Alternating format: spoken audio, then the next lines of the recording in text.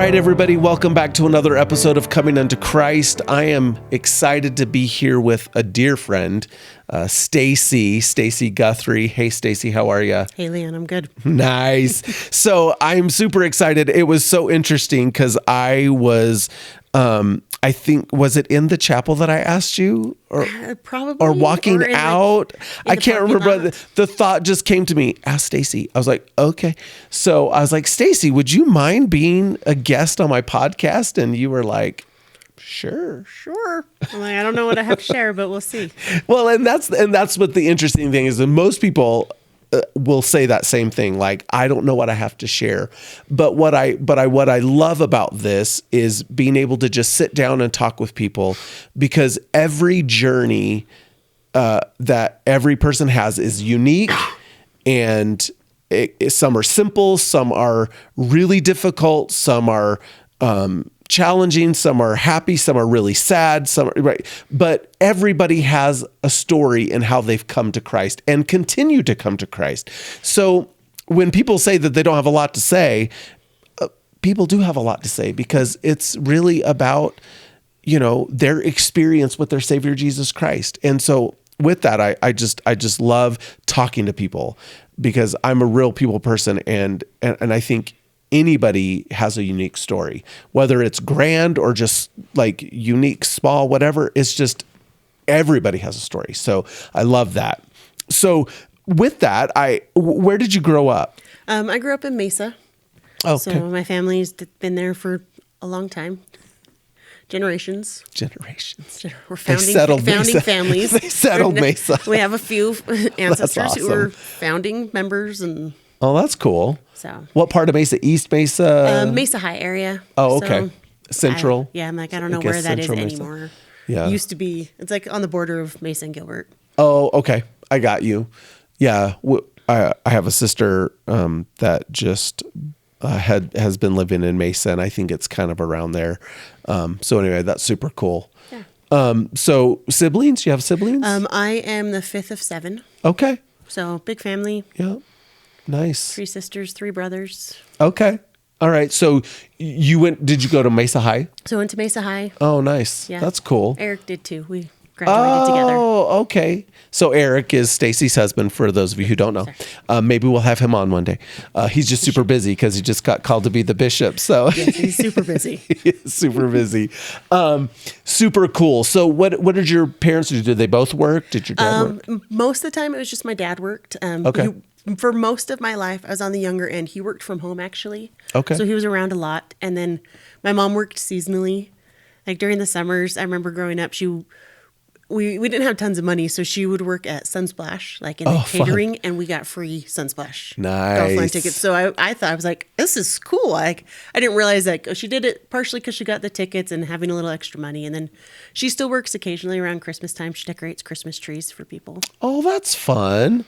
That's super cool. Yeah, it's fun. I love Sunsplash. Like that was the thing. Like we went a few times. Yeah. It was the only place back then. Literally the only place. Especially or Big Sur. Was it Big Sur? Big Sur. Yeah, like the 3 of them. There were 3. Yeah, I can't remember yeah. Waterworks or World or something. I don't know. I remember the one going like once probably, but anyway. Well, Sunsplash was like right so close to my house, and then. I mean, close. It's close now. It felt so far away. Like I'd get car sick on the way there, but it was like 2 miles. Was that like near Fiesta Mall? Kind of. It's a country club and freeway in between Southern and the freeway. Yeah. So really Fiesta's like odd, off topic, whatever. But I was driving to go take something to my niece that was staying down there. Anyway, I looked over where Fiesta Mall used to be, and it is gone. It is gone. It is like a field. I'm like, well, they really got rid of it. Yes, Eric and I were just talking about that. Like, this is weird. Like, this was my childhood. Yeah. Gone. I know. I went to a couple of haunted houses in Fiesta Mall. Yeah, like when they had them there. Yeah. It's crazy. It's nuts. Wow. That's crazy.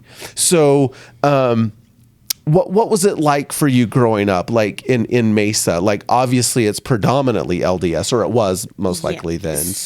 My neighborhood was very, very Mormon, very, very strong members of the church. Our stake was very strong. My family is all very strong, except for one brother now. But like growing up, that's that was just like how we were raised, to go in church every day.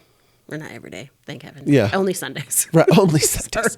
Yeah. But every week. What was, because as you're growing up and as I think as I've talked to a few people, just kind of asking about like what their relationship was like with Christ as a young person. A lot of them really just had the idea of Christ, but really didn't have necessarily a relationship. What would you say yours was like? I would say that tracks. Like, I don't know if I didn't have any like trials growing up. A very safe family, nothing really that pulled me away. And so I don't feel like I really gained a relationship until I got older and went through changes in my life, becoming a mother, becoming just grown up and having friends who've had struggles and problems and being like, oh, I have to sit with that. Like, how do I help you when I don't have any clue on what you're going through? And so I don't feel like I had like a true relationship. I felt him, but I don't think there was a relationship. And maybe that was me just not recognizing it because he was always there. You know, sometimes you take things like that for advantage. You're like, oh, my mom's always going to be there to do my dishes. Like, I feel like maybe that was my relationship with Christ. Well, he's always just there. Oh, wow.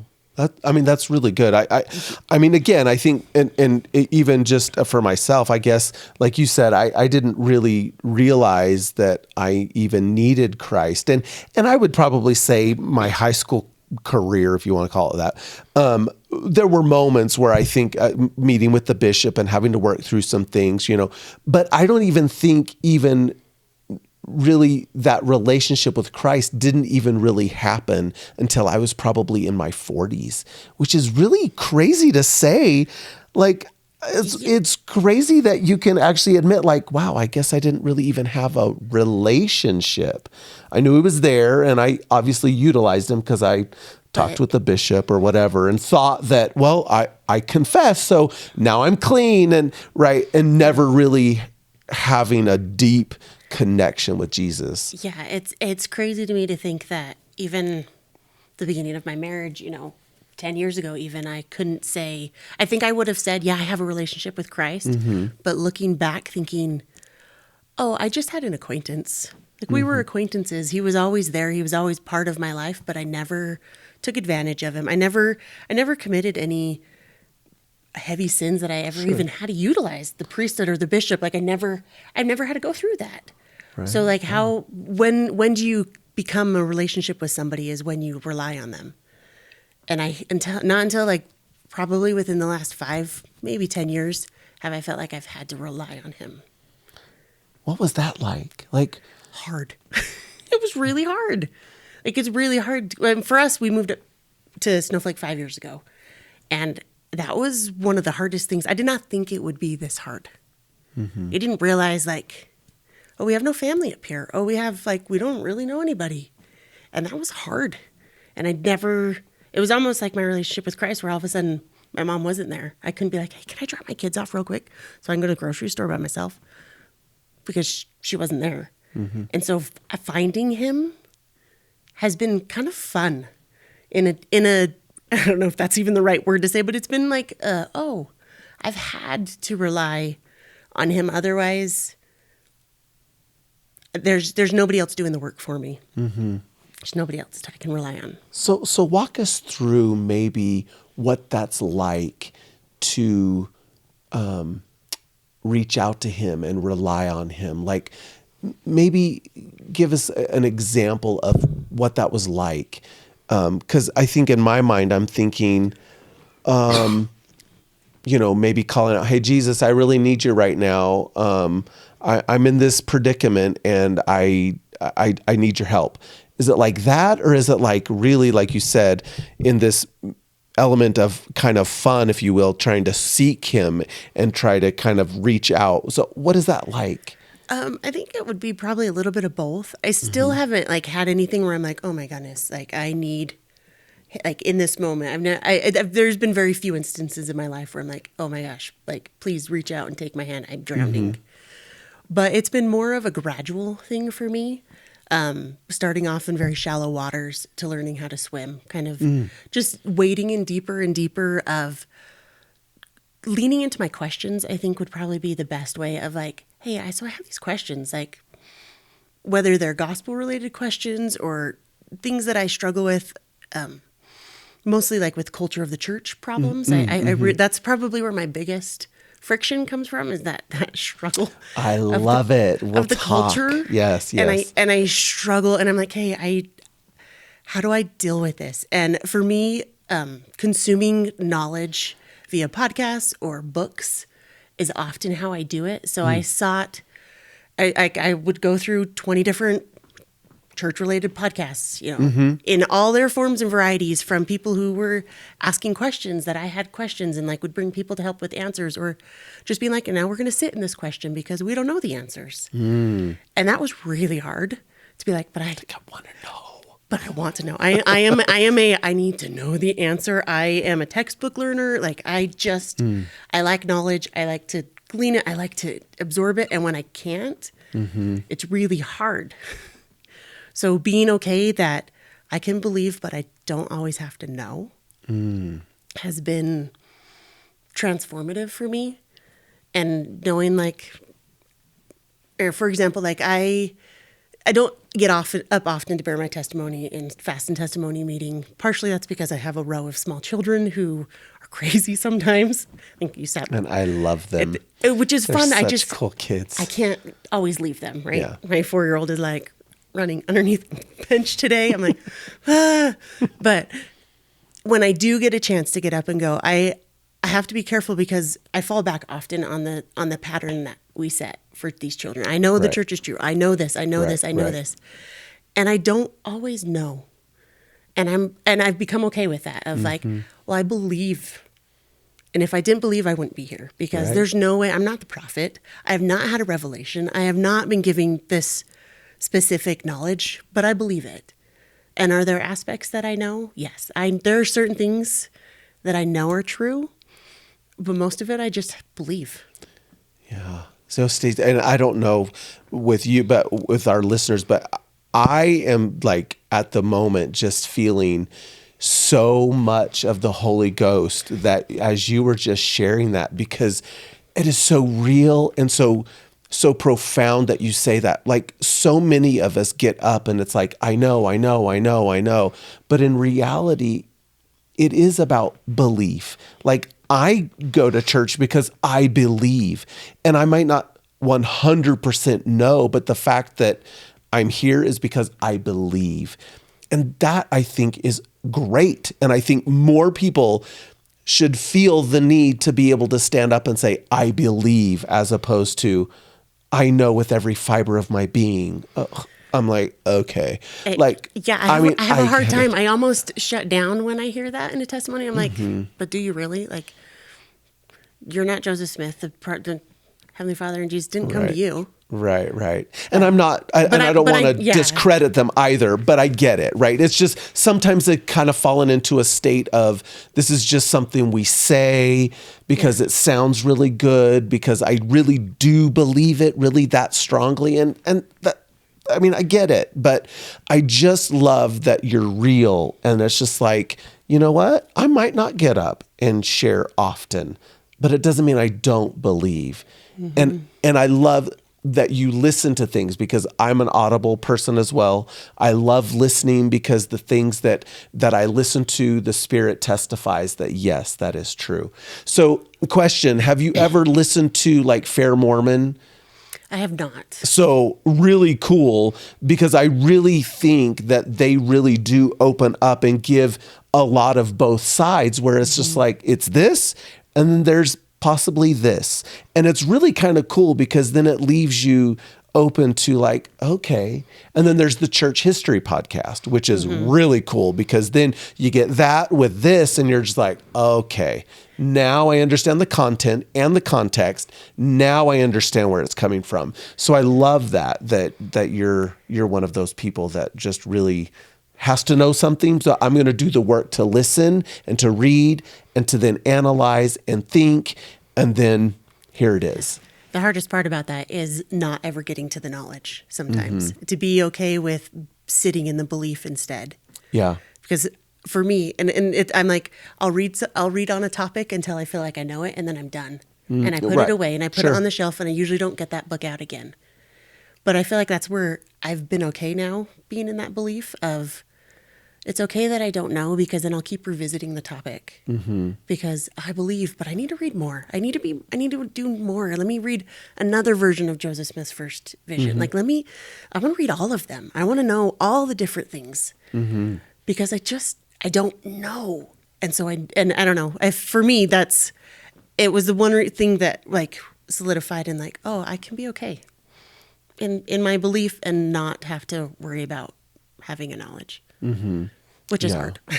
No, and I'm sure, and you're not the only one, and I feel like maybe it is a lot of times where people tend to,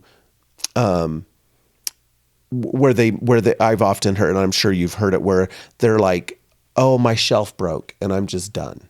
Because nothing was ever answered, nothing could be clarified for me, so my shelf broke and I'm out. So none of it's true.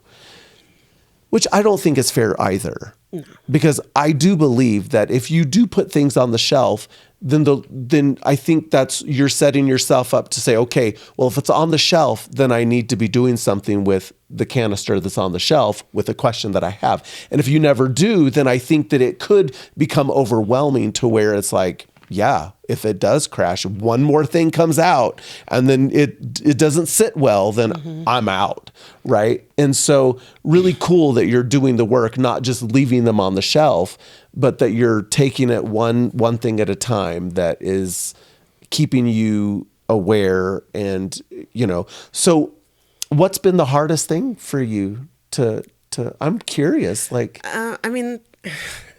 there's been a lot, and it's okay, because I think people want to I hear. think it comes to the culture of the church and moving from a town where I was very integral to culture, like I was very used to it, to a smaller town, which has its own culture on top of church culture, and they want to push that on me. I'm like, no, that's not truth. And so that's hard. It's hard having the culture of the church. It's hard to be like, you know what, this is how I be true to myself. And I don't know, there's many times where I've had people ask me like, well, why do you do that? And I'm like, show me in the handbook where it says that I shouldn't do that, or I can't do that, or that's against the rules.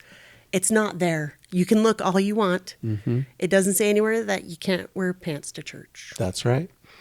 And I get a lot of judgment. And now I get even more now that my husband's the bishop. Like he gets a lot of comments from people about me. I get people who say sideways comments. And I'm like,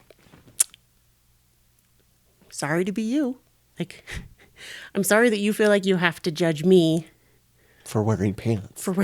To church. I mean, good Lord, there's many more things that we could but understood. But you don't judge the men who wear jeans to church, or the man who wears a kilt to church, or a sarong, right?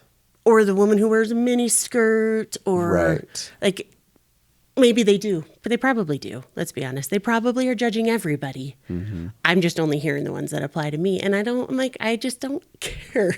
It took me a while. I'll be like, I don't care. Let me just say, I appreciate that you do, right? And so, because it really doesn't matter. It has no bearing on your testimony. It has no bearing on your relationship with your Savior, Jesus Christ.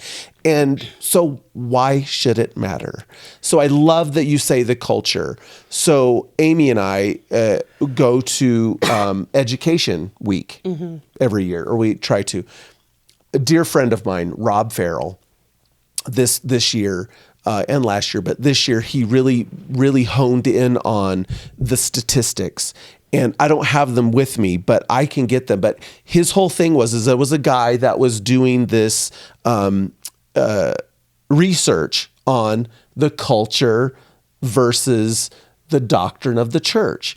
And most people have a problem with the culture. And that is why most people youth, I will say youth, and young adults are leaving in droves because of the culture of the church, because it has nothing to do with the principles of the gospel. And most people think, well, like you said, well, you're wearing pants. Well, that's not doctrine. You're talking about policy.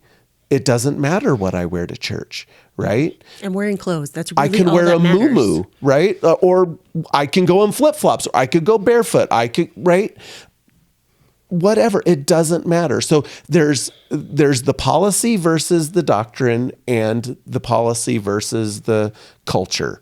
And so I think, and what he was trying to do, and what Rob Farrell is really trying to do, is combat that. Because really, we need to step away from the culture that has been, I think, driven into us, generation after generation. And that's just how it's been, right?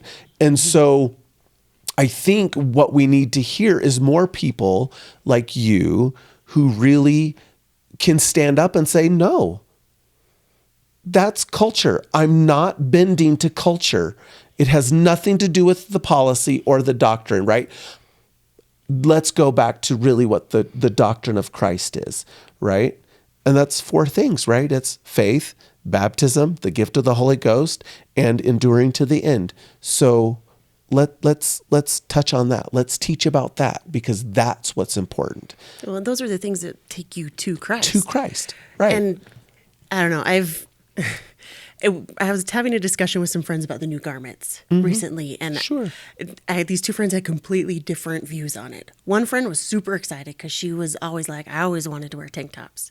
Like, so she's like so excited, and her girls are, they're like, well, Mom, you're wearing a tank top. Like, can I wear a tank top now? Because that was kind of against the rules. And she's like, yes, let's go shopping. And she bought them all. Like, she goes, as long as we're still modest and all these things. And I have another friend who was like, not angry about that, but like she was just like, I had to get my prom dress modified because it wasn't modest.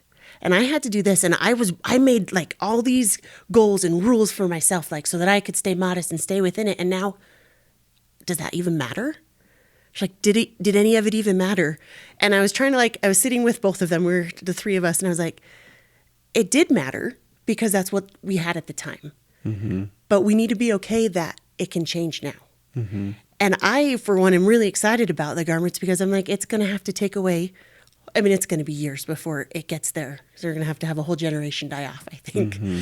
But where we don't judge on first sight, where we don't see somebody walking through Walmart and be like, oh, they're not wearing their garments. Because what right do we have to talk about their underwear anyways? Right. But I'm hoping that helps with that culture of judgment of like just looking at what someone's wearing, whether it's pants to church or a sleeveless shirt, and be like, yep. Let's judge them because they're not wearing what we think they should wear, because they're not living up to my standards that I've set for myself. Correct. And it's about myself, the standards I set up for myself. So now I'm putting it on everybody else that they have to have the same thing that I've had, right? And I like even going back to like the 1800s when the garments were to the wrist and to the ankles. And one piece. Oh my goodness. Like, I wonder what their thought was when they went from that to then the sleeve. Yeah. And then to the knees. I'm like, I wonder if we had this same problem. Oh, I'm sure the same problem. It's just so interesting. Just the judgment that we get for judging what other people look like or wear, or just, it's an interesting conundrum in the culture that I don't always understand. But I was there as a teenager. Sure. Super judgy. Sure, absolutely. So judgy of everybody else who wasn't living to my standards. Right. Whether they were members or not. And I was like, oh, I was so judgy. And that's just how it was. That's how I was. And I'm like, I can't go back and change it. So I'm fine. So how did that shift for you? Like teenager judgy, and then all of a sudden now you're just like, wait a minute, culture's an issue. Right? How did that shift? Super cool. It is super cool. And I don't even know if I can be like, oh, this happened and this changed. Because I think it was definitely just more gradual of getting married. We got married young, still super judgy. even, all the things. I think then I got put in young women's and like got to know more stories, I guess is probably what it is. I was, you go in as in a leadership position, you go, oh man, why can't this girl just do what they're supposed to? Like they know their parents, and then you learn a little bit more about their story, whatever that story might be, whether they're fostered, adopted, or there was some sort of abuse. You don't always learn every story, but there's always a story. Right. And I've learned that even if I can't know your story, sometimes I make up a story in my head. It's not always the right way, but if I can be like, maybe here, I'll take an example. Like if I get if there's road rage and like someone cuts me off and I'm like, I bet they're on their way to the hospital because they have a broken leg. Like there's probably a wife having labor and that's why they did that. And if I tell myself that story, then I can have a little bit more compassion and be like, oh, well, that's okay. And I don't get mad because it all comes back to me and what my perceptions on somebody are. So if I don't know your story, but you're having a bad day at church and maybe you yell or I see something and I'm like, oh, you know what? I wonder what happened this morning. I wonder maybe they're not getting enough sleep. Maybe finals are coming up. And so you can tell a story to kind of not justify the behavior, but to help me have compassion and be like, oh, maybe I should go talk to them and be like, what's going on? What's going on? And I mean, it's easier definitely with youth and kids to get them to open up. And I'm better at talking to them than I am adults typically. But yeah, I love that. The fact that you, and I think that it just recognizing that everybody has their own story. And I think that is, sorry. Oh, totally. Yeah, it's all good. We're just relaxed here. Know, just knocking over my knocking over water. It's fine. But I think that's what's key is most people are so caught up in their own self, their own thinking of everything that they tend to forget about, they too have context. I don't know their context. So maybe if I just, like you said, and I love the fact that you make up a story. I think that's so cool. As long as it's a nice story. And sometimes I'm like, sometimes it's not. But at least it allows you to give them grace and to just let it be. Yeah. Right? So I'm reading this book now called The Let Them Theory. Okay. Yeah, I've heard of it. Oh my goodness. It's so good. It's so good. I think everybody, and I'm putting a plot out there, hey, everybody, listen to the Let Them Theory. Like, it's incredible because it really is. Let them, but then let me. So how am I now going to respond by allowing them to do what they're going to do? Right? I think it's fascinating. So I think if we, as members of the church, would let them, right? Yeah. Let them go sleepless. Like, who cares? Like, let them. It doesn't matter to me. It doesn't. Right. It doesn't matter to me. Like, or it shouldn't matter to me. Right. Exactly. Or if maybe you're seeing somebody, who you may have seen somebody smoking around the corner, and then they're passing the sacrament or whatever.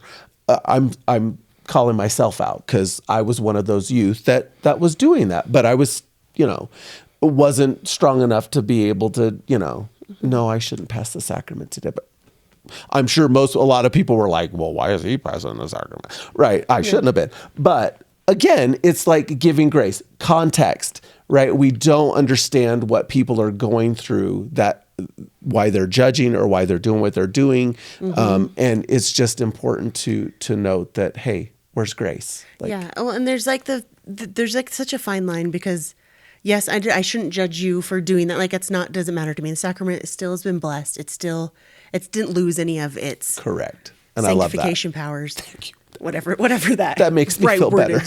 Like it doesn't lose that. Right. But at the same time, like I can also set boundaries too. Sure. Like if we'd been youth together and I saw you smoking, I probably would. I was judgy. I would have judged you. Sorry, but. Okay. Like I also could have been like, well, I also am probably not going to hang out with you in the weekend because that's my boundary of, well, I don't want to do that. So, but I could still be like, hey, you can pass the sacrament and, but so I think, we have to be careful too sometimes of that fine line, but yeah. Yeah, no, I love that. So I really, so if I can find those statistics from Rob, because the guy that did that research, it was like amazing. I'm like, it was astronomical, the difference of, but the culture and what is, doctrinal. Like it's fascinating. Most of the problems is with the fact that it is all cultural. Yeah. Sadly. And it is sad. It's hard when there's like this, ingrained thing of, well, it has to be this way. And if any changes happen, like, well, oh my gosh, I can't believe you're trying to change the church. You're like, actually not. Just the culture. There's this culture that isn't healthy because it's not always healthy. I know. And I think sometimes people want to take it upon themselves to try and change the culture, but they do it in such a way that's too far of the other side of the pendulum, right? Yeah. It's easy to swing it. It totally is. One way you're going to swing farther and hopefully it corrects. Right. At some point, hopefully it would correct. And I find myself, and it's a guilty whatever, but viewing some shows that they have on TV now that are far to the other side of the pendulum, where it's just like, okay, now that's too far.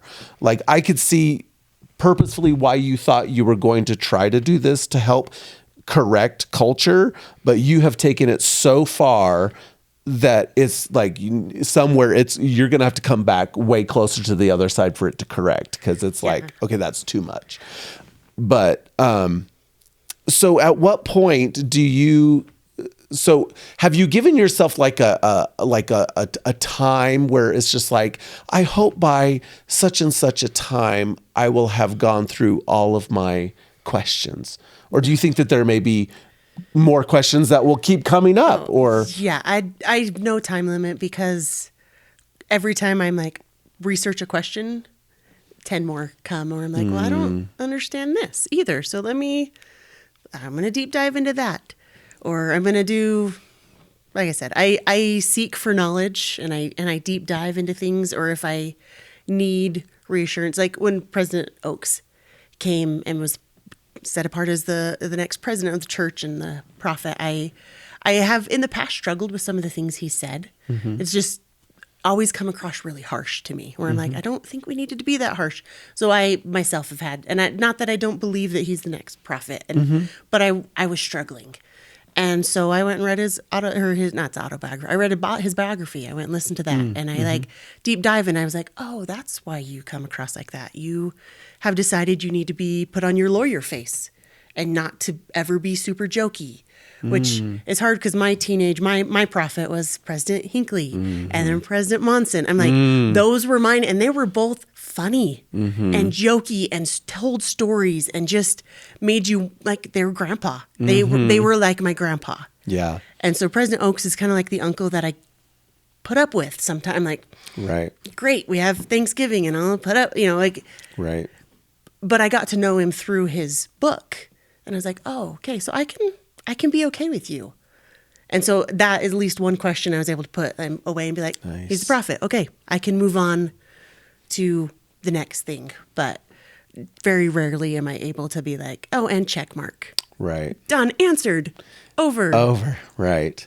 I'm just really impressed because you take the time to actually deep dive or do the work to find your answers, because a lot of people don't want to do the work. They just expect it to come to them because they're asking for it. Right. Has there ever been a question where the Lord has just kind of just wanted like blunk and given it to you, like, there you go? I'm not sure, as I was specifically asking a question, but like, I think it comes down to like the physical, those physical blessings that we're given sometimes I think are more light bulb moments or like undeniable. Like for me, it was tithing back in, it was 2008. We just had our first baby, bought our first house a year before, and then Eric lost his job. We had this ginormous mortgage we couldn't afford, a new child, and I was like, I can't even like really go to work because I am taking care of this baby. And so like things were so tight. We legitimately sat down and be like, what do we do? Like, we do not have enough money to pay our bills. So do we pay our mortgage? Everybody's telling us right now, like, just don't pay your mortgage and like the bank will come and make you an offer because everybody's doing it. And Eric was very specific. He's like, no, we need to pay our mortgage. We made a commitment. And I was like, but I don't want to. Like, I would rather, this sounds better. Everybody's telling us this is what like is, and he's like, no, we're going to pay our mortgage and we're going to pay our tithing and we'll figure out everything else. And so I was like, okay. I mean, I wrote the checks. He didn't even know how to write a check. So I wrote the check for the mortgage and I wrote the check for the tithing. And I was like, I have no idea what, like, we still have our water bill. We still have our things. I don't know how we're going to make this work. And that was Sunday. Monday, I got a check in the mail, a refund check from the insurance from when we had Jack. It was within a quarter of the amount we needed to pay the last bill that we weren't sure where that money was coming from. And that was one of those like, okay, he loves me. That was the right thing to do. It's one of the very few things in the gospel that I feel like I can say, I know the blessing of paying tithing. I know that. Yeah. Which are very few for me. So that's. And I love that. And I think that there are very few things that we actually can know until we've experienced something like that. Yeah. Right? I know God loves me because I was in such a moment that he did something that I have no idea where that was coming from. And it just happened. Yeah, and it came out of the blue, but it was also set up days before. Like right. It wasn't something that he could have been like, oh, I'm going to put this check in today. It was a Sunday. Like that to me was like, oh, we would have got the check anyways. Right. Like it was coming. So he was going to bless me anyways. Right. Right. But there's been other times where tithing has been a blessing. Like we pay our tithing and all of a sudden Eric's booked for 3 months for work. Right. Every single time. Right. Because I don't pay our tithing every week. I put it into an account. And sure. Oh yeah. Eric's like, have we paid? Especially now that he's a bishop. I was like, oh, it's tithing declaration. We should probably pay our tithing before we go see Dad. Right. I mean, send that money in, and then he's booked for. It's just. Right. Sometimes he's like, I was like, do you want me to wait to pay our tithing because you're kind of busy? We can just hold off. just like a month. The money will still be there. It's not going to change. It's going to keep getting added to. But right. No, that's the joke at our house. I was like, we're kind of busy. We probably should wait. Yeah. Because I know that's, like I said, one of the very few things that I know. Yeah. That's awesome. I love that. Thank you for sharing that. I mean, a lot of people don't talk about really those blessings that come from being a full tithe payer. I truly know and believe in the law of tithing. I truly, I've always felt that. And I think even from a young age that kind of, I just remember kind of, remember those square boxes, there were the slots and it was like tithing and savings and, but the three divided. Yes. I just remember always being excited to be able to put the money into tithing. And it always felt so good and right to me. And so I've never not wanted to pay my tithing because I just have always felt like there are blessings that come from doing this. And it's not like I'm going to get rich because I'm paying my tithing. I mean, he says he's going to open up the windows. It doesn't mean I'm going to win the lottery check. Although that would be really monetary. nice. It's usually not monetary. The blessings are not. Usually not, but that's okay. But my car's running. I'm healthy. My kids are healthy. Like those things. But you're noticing the blessings. Absolutely. I think that's what it comes down to. Like where the rest of the things in my life, especially spiritual blessings, if I don't notice them because I'm not paying attention, then it's like they didn't happen. Right. Where the physical blessings are hard, you can't ignore them. So it's. I think it takes practice to notice. It's true. And I think sometimes we get so far to where we just aren't noticing the actual blessings of what God is doing for us. We just kind of... Yeah, we just kind of take it for granted. Granted. It's kind of like my relationship with Christ growing up. Like, I just took him for granted because it was always there, but I never worked at all for it. So what would you say your relationship is like with Christ now? It is a work in progress, as always. I feel like I turn to him more when I am in need. My prayers are definitely more sincere. on things. And maybe that's just because I have teenagers too, where I'm Amen. praying for specific things and specific things for each child, where when they're littler, it's, they don't have the same needs. So I feel like just having teenagers has increased my desire to want to have a relationship with him, because I see, and I don't know, maybe it's just teenagers these days and not all of them, but some of them I'm like, man, you're way more into Christ. Like, you guys talk, like you're into this. And I love that for you. And I want to be there with you. I don't know how always, because I feel like I'm 4 steps behind on what they're learning and what they talk about. And I don't know. Yeah.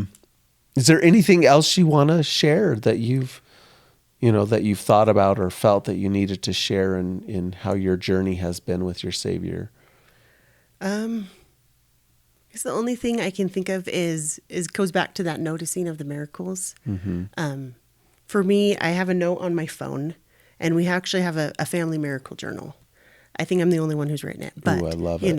I'm trying to get my children. Every time I'm like, you guys, when you notice miracles in your life, like, write them down, because I need that. But I think I'm the only one still who's written in it. But I have a note in my phone, and it's just if I notice something that, and they're usually small miracles, but things that have definitely improved my life, or things that I've seen that, sometimes it was like, oh, I did not get hit by this car today. Let me tell you a story, and it's almost journaling, but yeah, I'm not a great journaler. So it's telling that type of story of, but the family miracle journal is something I hope my kids will get into a little bit more of, like, hey, when you have something happen at school, or you want, like, notice it, just, and if you can't write it down, talk about it. Like, hey, I noticed this. We do it with our kids with character traits and things to try to, like, help their self-esteem. We can do it with miracles of Christ too. We can notice them, talk about them, and hopefully remember them. Yeah, I love that. I would like to start doing that, actually. That's actually really good. I got the notebook last year for Christmas. Oh, so it's on my so shelf. cool. But again, like I said, I'm the only one who's written in it. Yeah. But it stays on the bookshelf with a pen. Yeah, I love it.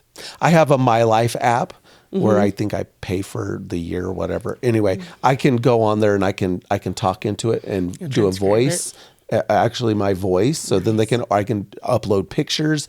I can even type it in, which I love. So it just makes it easier. So if I'm on the road, I can be like, hey, today, and I can just talk, right? And so that way, then if I'm dead, my kids, my whatever posterity can listen, right? As opposed to just reading, which I think is kind of cool. They can hear the voice, but anyway. I think it's really cool. You can do that, I think, through the church, the family history. Oh, that's right. You can. Too, where you can record. It's not like an everyday journalish type thing, but you can. But this you can upload too. So I can send it to all my family and they can all have it. I'm sure they love that. They're like, oh, Dad's sending us a voice memo again. I don't do that. I mean, they'll have to wait till I'm dead, and then I'll give Amy But then they'll miss you. So they'll want to hear your voice, because there are times you want to just hear the voice of those who've gone. Yeah. Like, I just wish I could hear. Yeah, I know. This. I wish I could hear this story in their voice.